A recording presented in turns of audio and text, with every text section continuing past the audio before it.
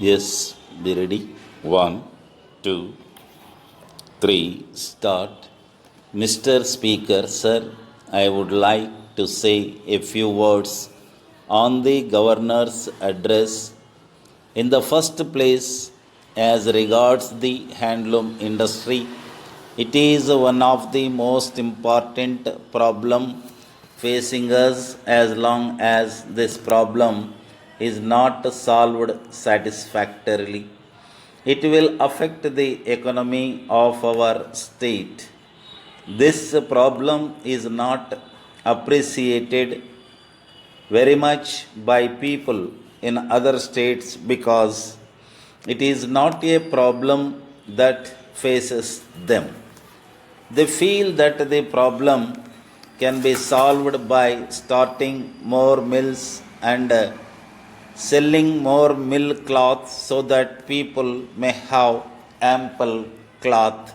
But the difficulty is this: in our country, where thousands of people are engaged in a cottage industry, it is very difficult to throw people out of employment so that the machinery of production may become more efficient, or so that we may be on a par with other countries. In any country, we have no right to throw men out of employment unless we are in a position to provide them with some other employment. It is very difficult to bring into existence cottage industries unless we give the necessary encouragement to the industries which are already in existence. In this connection, I would like to point out that the problem of unemployment is not confined to the handloom weavers only. There is also the problem of unemployment of the middle class people. There is one difficulty in their case. In a middle class family, if one man earns, five or six persons depend on him. So long as this defect is not removed, it may not be possible to increase the income of the family.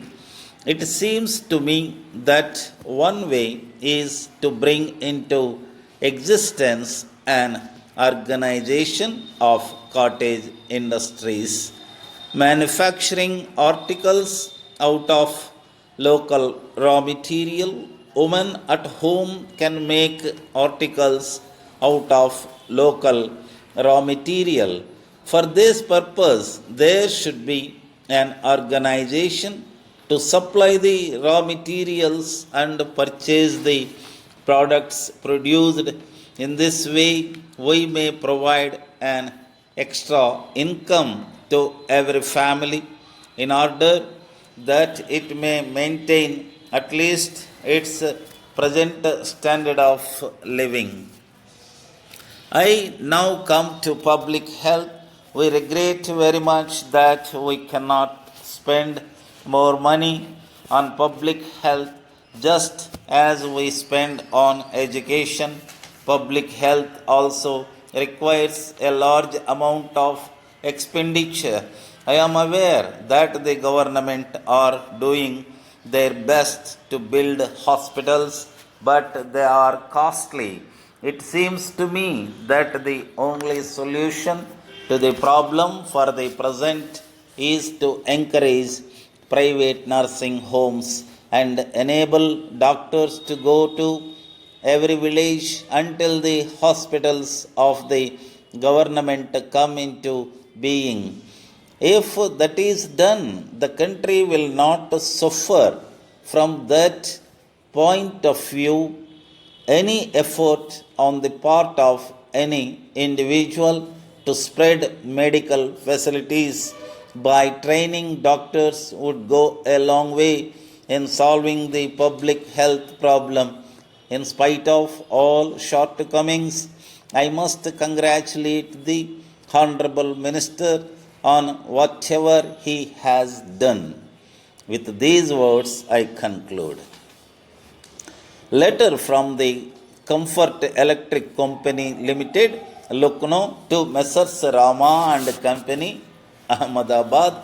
Dear sirs, we know that you are an outstanding firm, so we are sure that you would like to be in touch with the latest techniques.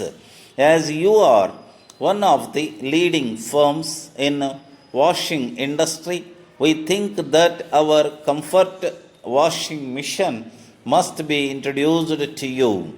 We would like to inform you that this machine is really a marvel. We have produced this machine as a result of many years of experiment by our research department. You will be glad to know that the container can hold 10 shoots at a time, and they will be washed within 20 minutes. They are not only washed but also dried up within 10 minutes. At the same time, the quantity of water used is also very little because the electric motor is only of 2 horsepower.